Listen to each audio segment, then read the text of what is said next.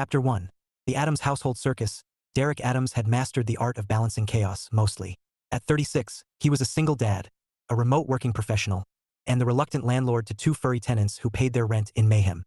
His morning began like most mornings, with Fred, the 3-year-old husky, howling at the mail truck as if it were a sworn enemy, and Barney, the raccoon, perched on the kitchen counter like a tiny masked bandit surveying his kingdom. "Barney," Derick said, voice low and warning as he poured coffee into his mug. "If you touch that spoon, we're going to have words." Barney blinked at him, then snatched the spoon and scurried down the counter like a thief in a heist movie. Fred barked in solidarity, tail wagging like he just witnessed the greatest act of rebellion in history. Derick sighed. "You two are going to be the death of me." From the hallway came the sound of Matilda's sneakers squeaking against the hardwood. His daughter, 11 years old and brimming with energy, appeared with her backpack slung over one shoulder and a grin that could melt glaciers. "Morning, Dad," she chirped, grabbing a slice of toast from the plate he'd set out. "Guess what?" Derick eyed her suspiciously. "If this is about the raccoon stealing my spoon, I already know." "Nope." She bit into the toast, eyes sparkling with mischief. "I've been thinking. We need a cat." Derick froze mid-sip. "A cat?" "Yep. Cute one. Fluffy. Maybe orange. Or gray. Or, ooh, one of those with the big eyes that look like anime characters." He set his mug down slowly, like a man preparing for battle. "Matilda, we already have a dog and a raccoon." "A raccoon, by the way, that wasn't even supposed to live here." "Barney's family," she said matter-of-factly, as if that settled everything. "And Fred needs a friend. Fred has Barney. Fred needs a normal friend." Derick pinched the bridge of his nose. "Sweetheart, do you remember what you promised when we got Fred? That I'd walk him every day and feed him and brush him and who ends up doing most of that?" Matilda grinned sheepishly. "You? But I help."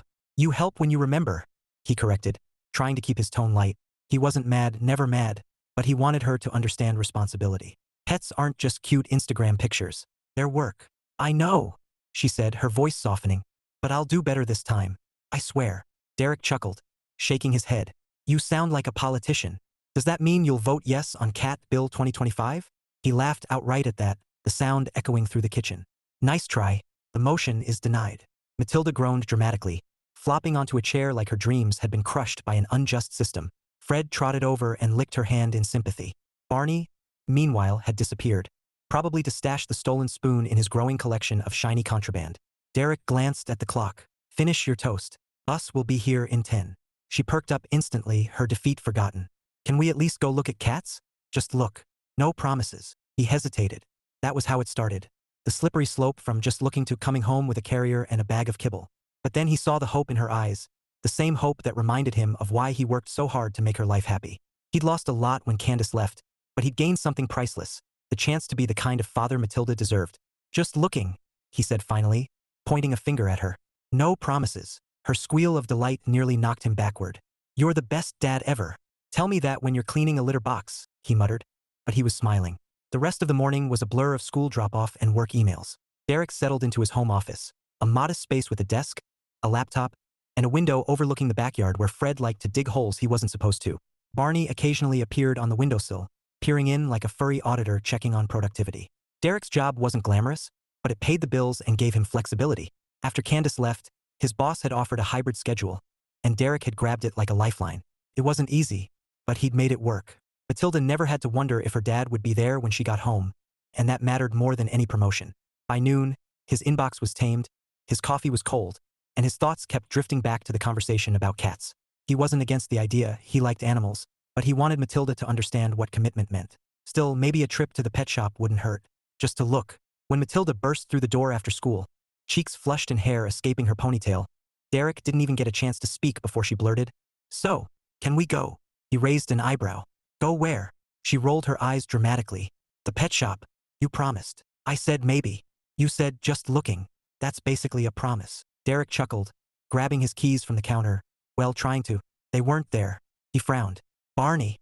From the living room came a suspicious rustling sound. Derick followed it to find the raccoon halfway inside his gym bag, keys dangling from his tiny paws like trophies. "Drop them," Derick said sternly. Barney blinked, then scurried under the couch. Matilda giggled. "He's like a tiny pirate.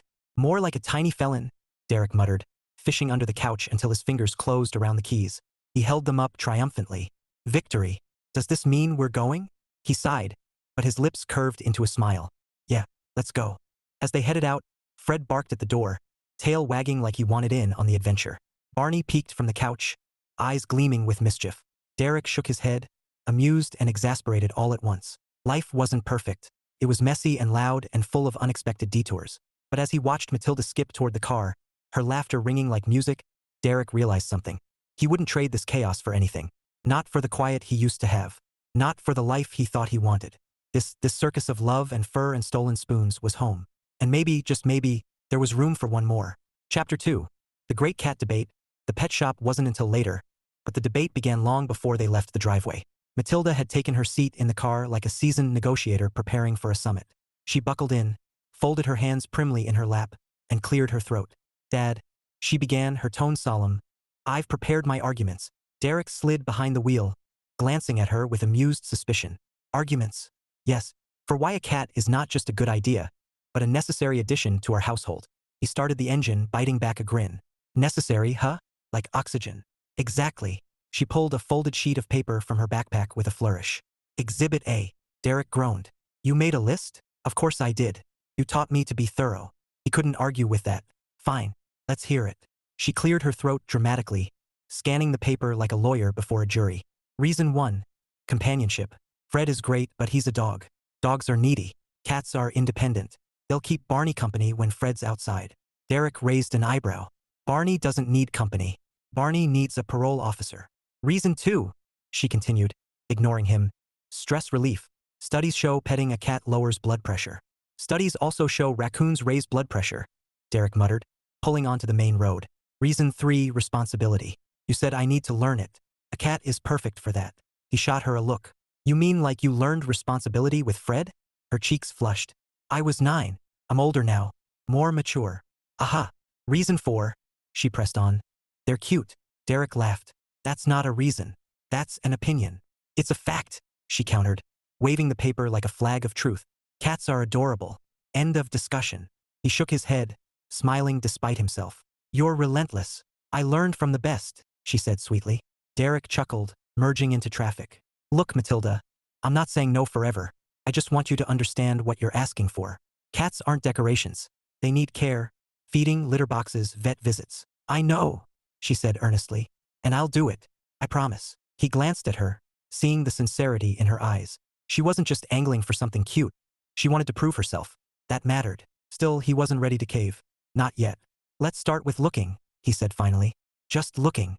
Her grin lit up the car like sunshine. "Deal." The drive to the pet shop was filled with chatter. Matilda speculating on cat names. Pumpkin if it's orange, Luna if it's gray. Derick tossing in sarcastic suggestions. Chairman meow. And Fred whining from the back seat like he knew betrayal was brewing. Barney, thankfully, was at home, probably plotting his next heist. When they pulled into the parking lot, Matilda practically bounced out of the car. The shop was bright and inviting, its windows filled with colorful displays of toys, treats, and cages. A sign above the door read, "Penny's Pet Paradise" in cheerful lettering. Derick followed his daughter inside, and the first thing that hit him was the sound. A symphony of chirps, barks, and the occasional squawk. The second thing was the smell, clean, but undeniably animal. And the third thing was her. Behind the counter stood a woman with strawberry blonde hair pulled into a loose braid, crystal blue eyes that sparkled even from across the room, and a smile that seemed to belong in a place like this, warm, easy, and just a little mischievous. She was laughing at something the toucan perched near the register had said, or squawked, and the sound carried like music over the chaos. Derick felt something shift in his chest, something he hadn't felt in a long time. Interest, curiosity, maybe even hope. "Hi there," she called, her voice bright as she wiped her hands on a towel and stepped forward. "Welcome to Penny's Pet Paradise. I'm Penny." Derick blinked, pulling himself together. Hi, I'm Derick. This is my daughter, Matilda." Matilda waved enthusiastically. "Hi." Penny's smile widened. "Nice to meet you both. Looking for anything special today?" Matilda jumped in before Derick could speak. "Cats." Penny laughed, the sound warm and genuine. "Well, you've come to the right place.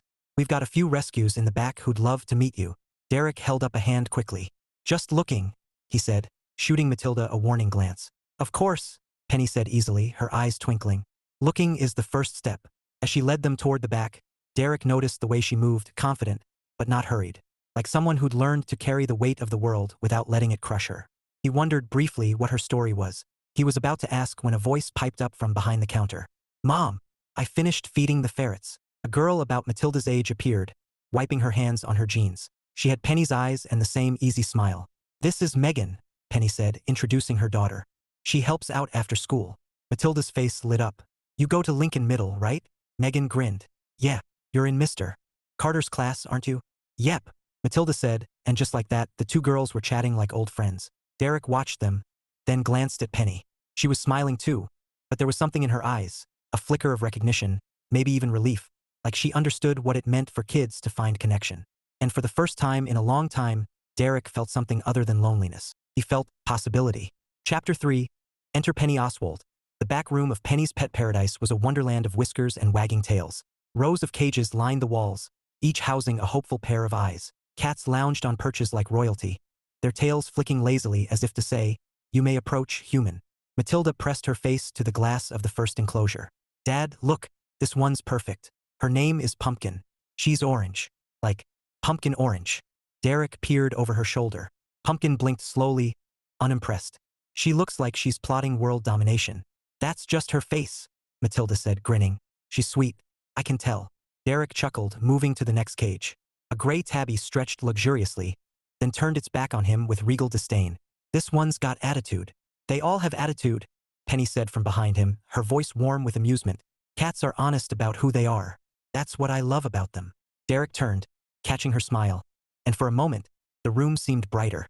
He wasn't sure if it was the fluorescent lights or the way her eyes crinkled when she smiled, but something about Penny felt easy, like sunlight after a long winter. "Honest, huh?" he said, leaning casually against the enclosure. "So if a cat ignores me, that's honesty?" "Exactly," Penny said, laughing. "They don't fake affection. If they like you, they'll let you know. If they don't," she shrugged, "you'll know that too." "Sounds like dating," Derick muttered before he could stop himself. Penny's eyebrows lifted, amusement dancing in her eyes. "Maybe that's why I like cats." Derick felt heat creep up his neck. "Smooth, Adams. Real smooth." He opened his mouth to change the subject, but Matilda saved him. "Dad, can we hold one? Please?" Penny nodded. "Sure. Let me grab Pumpkin for you." As she opened the cage, Derick noticed the ease in her movements, the way she spoke softly to the cat, the gentle confidence in her hands. She wasn't just running a shop. She cared, really cared. It was in the way she stroked Pumpkin's fur, murmuring reassurance before passing the cat to Matilda. Matilda cradled Pumpkin like a newborn, her face glowing. "She's perfect." Derick smiled, but his practical side kicked in. "Remember, we're just looking." Matilda nodded vigorously, though her eyes said otherwise. While Matilda bonded with Pumpkin, Derick wandered toward the bird section. A toucan perched near the register eyed him with suspicion, then squawked, "Pretty boy." Derick blinked. "Excuse me?" The toucan bobbed its head. "Pretty boy. Pretty boy." Penny laughed from across the room. "That's Tango. He has no filter." Derick smirked. "Great. Even the birds are judging me." "Don't take it personally," Penny said, joining him. "He calls everyone that." "Good to know," Derick said, grinning. "For a second, I thought he was flirting." Penny laughed again, and the sound did something to him. Something he hadn't felt in years. It wasn't just attraction. It was ease, like he could breathe a little deeper around her. Before he could say more, chaos erupted. It started with a bark, then a crash, then a very familiar chittering sound. Derick spun toward the front door and froze. Barney, the raccoon, had somehow hitched a ride in the car, escaped his carrier, which Derick hadn't realized was empty, and now stood in the middle of the pet shop like a tiny outlaw, clutching a bag of cat treats in his paws. "Barney!" Derick groaned, striding forward. "How, what, why?" Fred barreled in behind him. Tail wagging like this was the best day of his life. Customers scattered as the Husky skidded across the tile, barking joyfully at his partner in crime. Penny's eyes widened, then softened with amusement. "Is that a raccoon?" Derick rubbed his forehead. "Long story." Barney darted toward the fish tanks, Fred hot on his heels. Matilda squealed, clutching Pumpkin protectively as Penny sprang into action, her voice calm but firm. "Megan, grab the door." "Derick, block the aisle." Derick obeyed, lunging to intercept Barney before he reached the tanks. The raccoon zigzagged like an NFL running back, slipping past him with infuriating grace. Fred followed, knocking over a display of chew toys. "Barney!" Derick shouted, diving again. This time, he caught the raccoon mid-sprint, cradling him like a furry football. "Gotcha!" Barney blinked up at him, utterly unrepentant, still clutching the stolen treats. Derick looked up, breathless, and found Penny watching him, laughter in her eyes. Not mocking laughter. Warm, genuine amusement. "You weren't kidding about the long story," she said, smiling. Derick grinned sheepishly. "Welcome to my life." By the time the chaos settled, Fred leashed, Barney secured in the car, and Pumpkin returned to her cage, Derick felt like he'd run a marathon. Penny, on the other hand, looked unfazed. Her braids slightly mussed but her smile intact. "Sorry about that," he said, rubbing the back of his neck. "I swear, they're usually, well, not normal but less destructive." Penny chuckled. "Honestly, that was the most fun I've had all week." Derick blinked. "You call that fun?" She shrugged, eyes twinkling. "Keeps life interesting." He laughed, feeling something loosen inside him. Something that had been tight for years. Maybe life didn't have to be perfect. Maybe it just had to be shared. As they walked toward the door, Penny handed him a small card. "In case you decide to come back," she said lightly. "Or if you need advice on raccoon-proofing your house." Derick took the card, their fingers brushing briefly. "Thanks," he said, his voice softer than he intended. She smiled, and for a moment the world felt like it had tilted. Just a little, just enough to make him wonder what might happen next. Chapter 4. The spark and the chaos. Derick had planned to make their visit quick. Look at a few cats, smile politely, and escape before Matilda's persuasive powers reached critical mass. Instead, he found himself lingering near the counter, watching Penny laugh as she wiped down a display of bird toys. There was something magnetic about her. Not flashy, not forced, just real. The kind of real that made you want to stay a little longer. Matilda and Megan were sprawled on the floor near the cat enclosures, giggling as Pumpkin batted at a feather wand. Their laughter mingled like music, filling the shop with a warmth that tugged at Derick's chest. He hadn't seen Matilda this animated in weeks, not since the last school project that involved glitter and chaos. "You've got a natural with animals," Penny said, nodding toward Matilda. Derick smiled. "She's got a soft spot for anything with fur, or feathers, or scales, apparently." "Dangerous combination," Penny teased, her eyes sparkling. "Next thing you know, you'll have a zoo at home." Derick chuckled. "We're halfway there already. Dog, raccoon, and now apparently a cat." Her brows lifted. "A raccoon." He rubbed the back of his neck, sheepish. "Yeah, Barney." He sort of moved in. "Moved in." Penny laughed, the sound rich and genuine. "Like he signed a lease?" "Pretty much," Derick said, grinning. "He followed Fred inside one day and never left. Now he steals spoons and car keys. It's like living with a furry kleptomaniac." Penny shook her head, still smiling. "That's honestly amazing. Or insane," Derick said. "Depends on the day." Their eyes met, and for a moment, the world narrowed to just the two of them. The hum of the shop fading, the chatter of the girls becoming background music. Derick felt something stir inside him, something he hadn't felt in years, the thrill of possibility. The spell broke when Tango, the toucan, squawked from his perch. Pretty boy, Derick groaned. "Not helping, Tango." Penny laughed, and Derick found himself laughing too, the tension dissolving into something easy and light. "Do you ever get used to that?" he asked, nodding toward the bird. "Eventually," Penny said, smirking, "though he has a knack for embarrassing people at the worst times." "Good to know," Derick said. "I'll keep my ego in check." Meanwhile, Matilda and Megan had moved on from cats to plotting their next adventure. "We should totally have a sleepover," Megan said, twirling the feather wand like a baton. "Yes," Matilda agreed instantly. "We can watch movies and eat popcorn and, oh, play with the animals." Derick raised an eyebrow. "Animals? Just the cats," Matilda said innocently. "And maybe Fred. And Barney." Penny laughed. "Barney at a sleepover? That sounds like a headline waiting to happen." "Don't encourage her," Derick said, though he was smiling. He liked seeing Matilda happy. He liked seeing Penny happy too. As the girls chattered, Penny leaned against the counter, her expression softening. "It's nice," she said quietly, "seeing them get along." Derick nodded. "Yeah, Matilda doesn't make friends easily. She's cautious." "Megan too," Penny admitted. "After everything with the divorce, she keeps her circle small." Derick hesitated, then asked gently, "How long ago?" 10 years, Penny said, her voice steady but tinged with something deeper. "He took everything, money, credit, even the house. Ran me into bankruptcy." Derick felt a pang of sympathy. "That's brutal." She shrugged, a flicker of steel in her eyes. "It was, but we made it through. Opened this shop when Megan started kindergarten. It wasn't easy, but," she gestured around the room, "worth it." Derick studied her for a moment, the strength in her posture, the resilience in her smile, and felt admiration bloom alongside attraction. This wasn't someone who folded under pressure. This was someone who fought, who built, who believed. "Sounds like you're tougher than you look," he said softly. Penny's lips curved into a smile. "You'd be surprised." Their eyes held for a beat longer than necessary, and Derick felt his pulse quicken.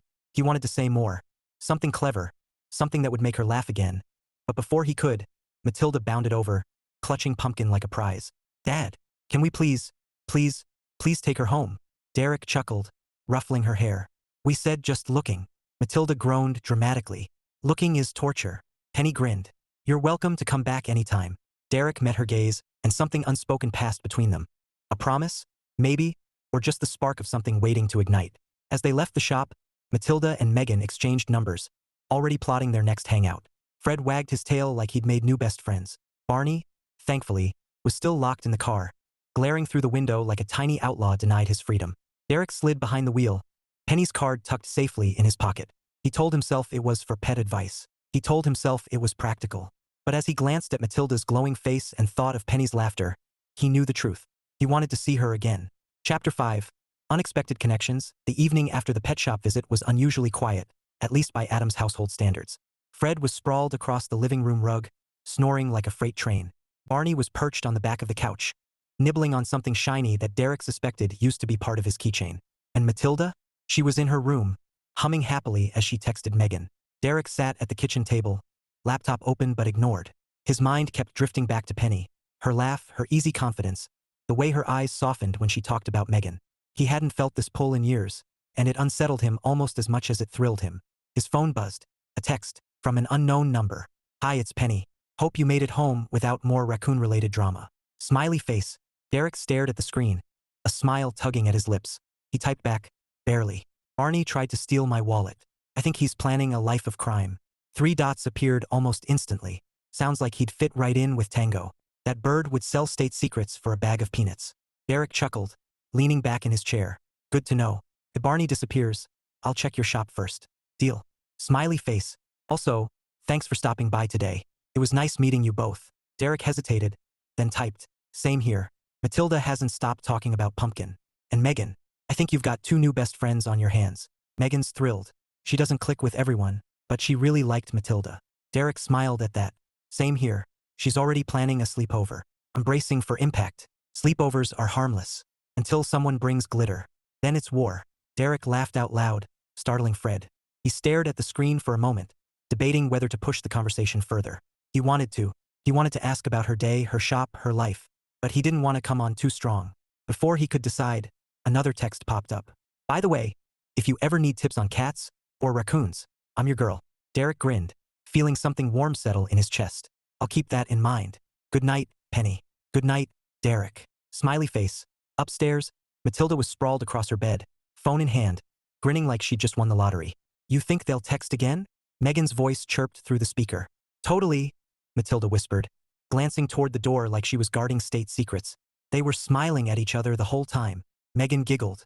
"My mom never smiles like that, except when she's dancing with the animals after closing." "Dancing?" Matilda asked, intrigued. "Yeah, she says it's her decompression time. She plays music, lets the animals out, and just dances." Matilda grinned. "That's awesome. My dad just drinks coffee and mutters about deadlines." The girls laughed, their voices weaving plans like conspirators. By the time they hung up, they had a mission. Operation Make Our Parents Fall in Love. Step 1, more hangouts. Step 2, strategic compliments.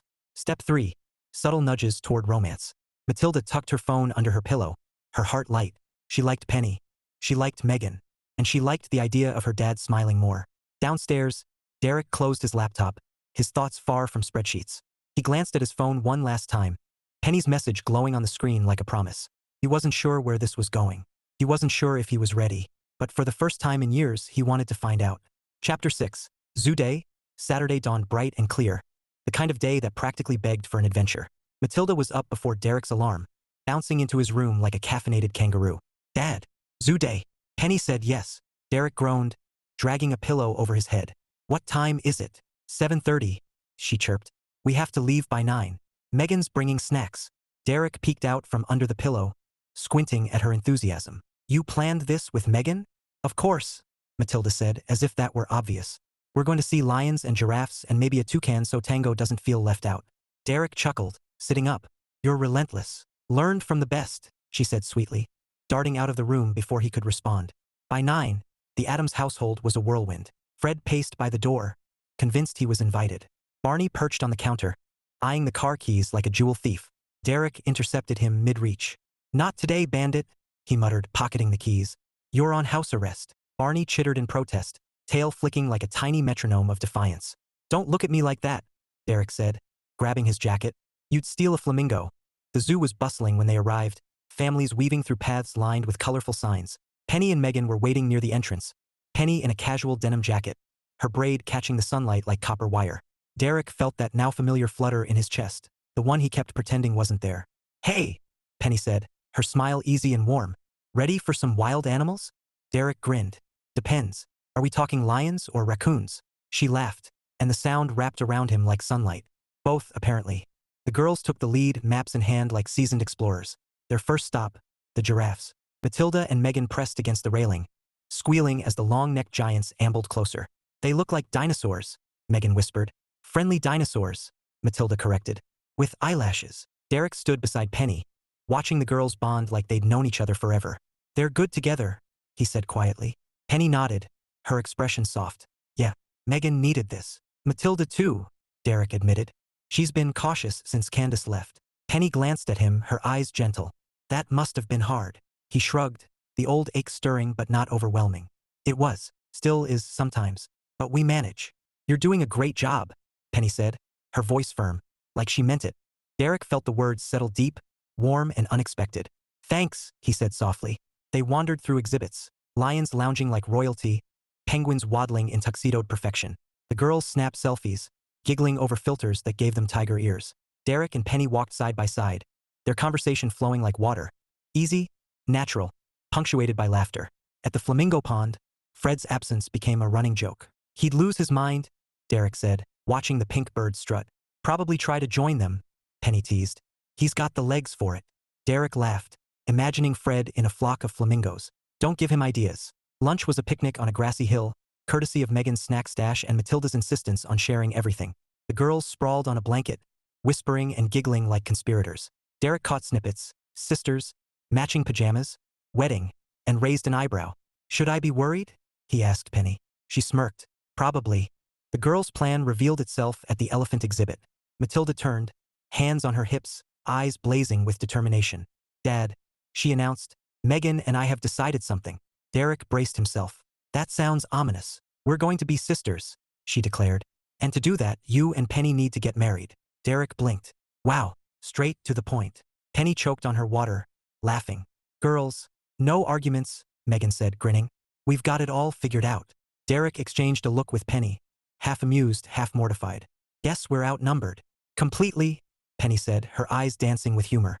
By the time they left the zoo, the girls were plotting matching bedrooms and joint birthday parties. Fred greeted them at home like they'd been gone for years, and Barney stole Derick's sunglasses in protest. As Derick collapsed onto the couch that evening, his phone buzzed. A text from Penny. "Had fun today, even if we're apparently engaged now." Winky face. Derick smiled, typing back. "Best proposal I've ever gotten." 3 dots appeared. Then, "Same here." Smiley face. And just like that, the flutter in his chest turned into something stronger. Something that felt a lot like hope. Chapter 7. Complications and confessions. Sunday evenings settled over the Adams household like a soft blanket, but Derick felt anything but calm. He sat on the porch with a mug of coffee, watching Fred chase fireflies while Barney plotted his next heist from the railing. Matilda was inside, video chatting with Megan, their laughter spilling through the open window like a soundtrack to his thoughts. He should have been relaxed. The zoo trip had been perfect, fun, easy, full of laughter. But now, in the quiet, doubts crept in like shadows. Was he ready for this? For Penny? It wasn't just attraction.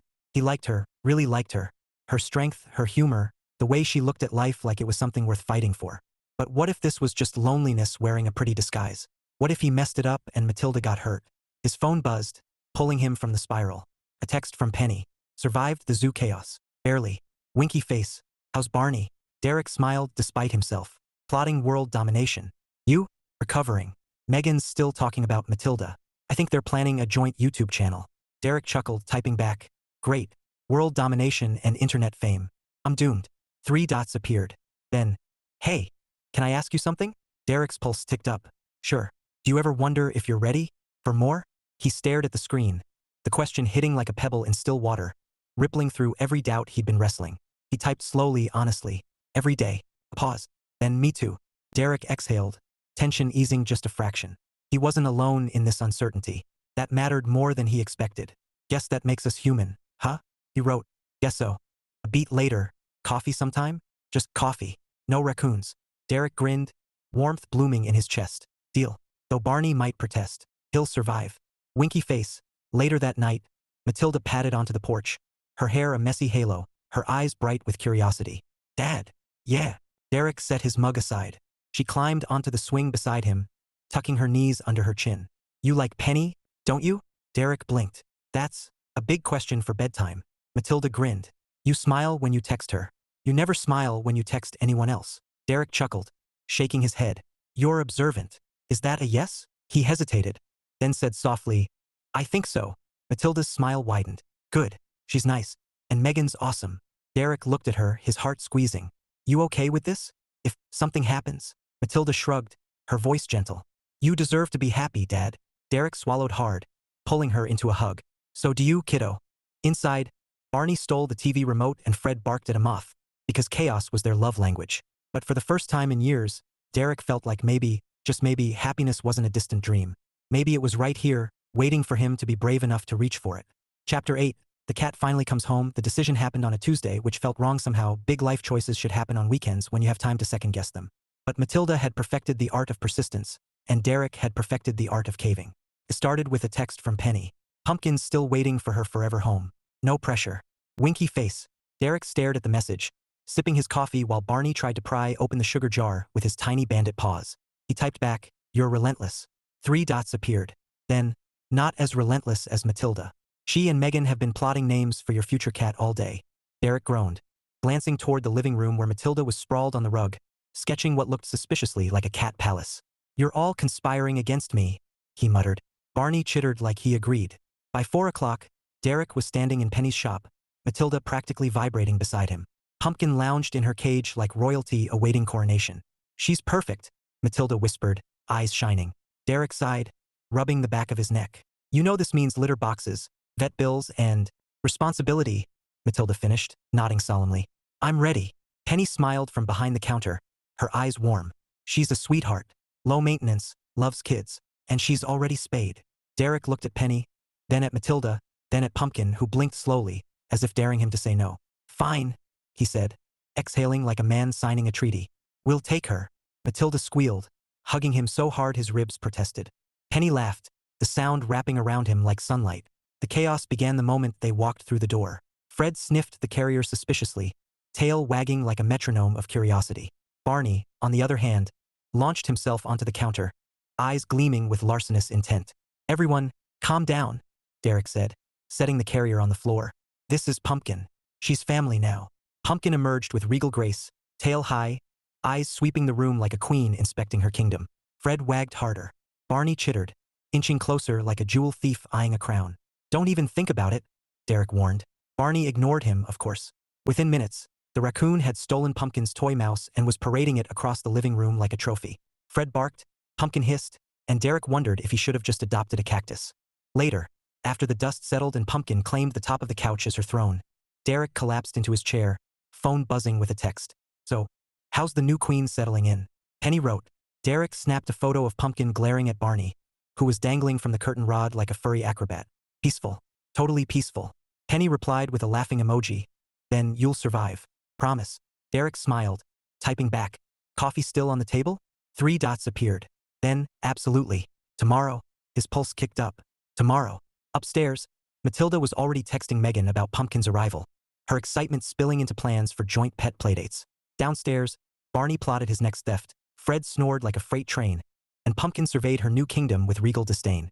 And Derick? He sat there, phone in hand, feeling something he hadn't felt in years. Hope, and maybe, just maybe, love. Chapter 9. The turning point. The coffee shop was quiet, tucked into a corner of town where time seemed to slow down.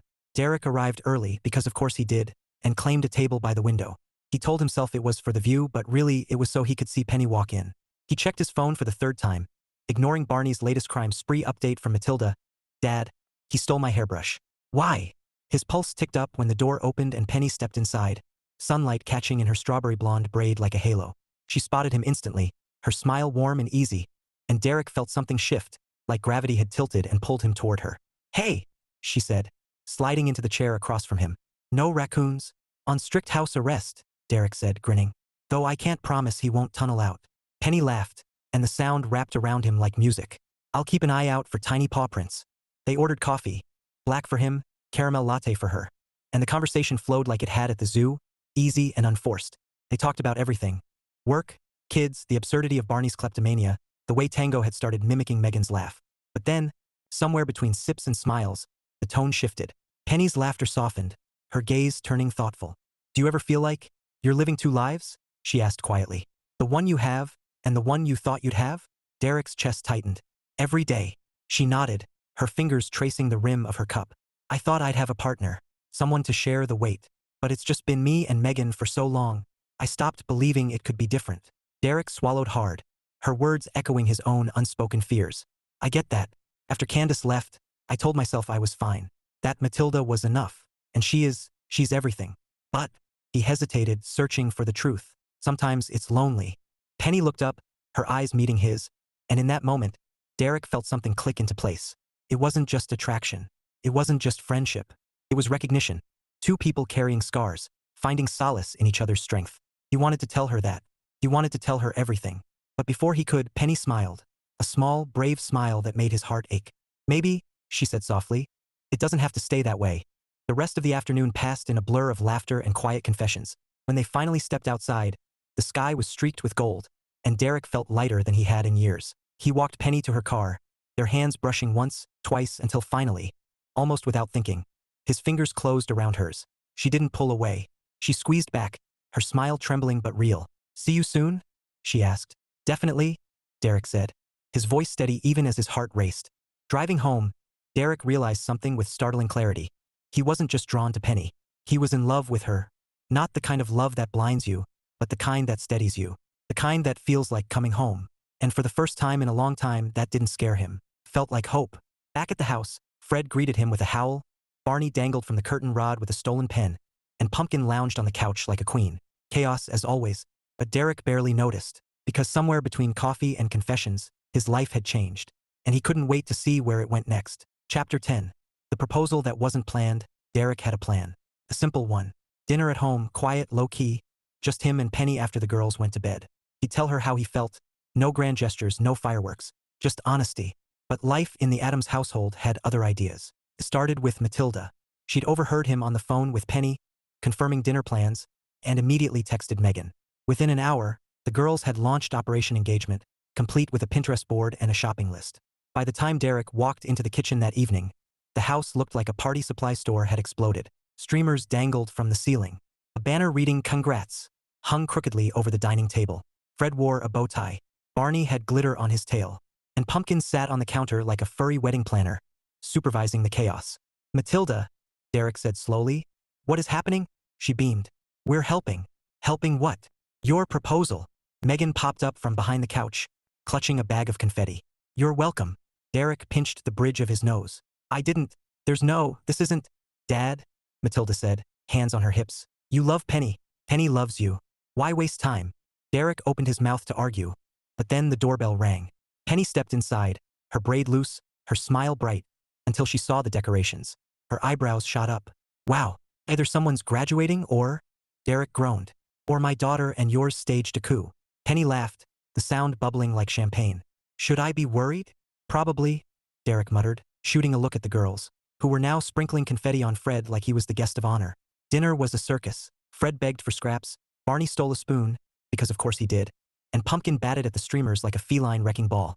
Through it all, Penny laughed, really laughed, and Derick felt his nerves unravel.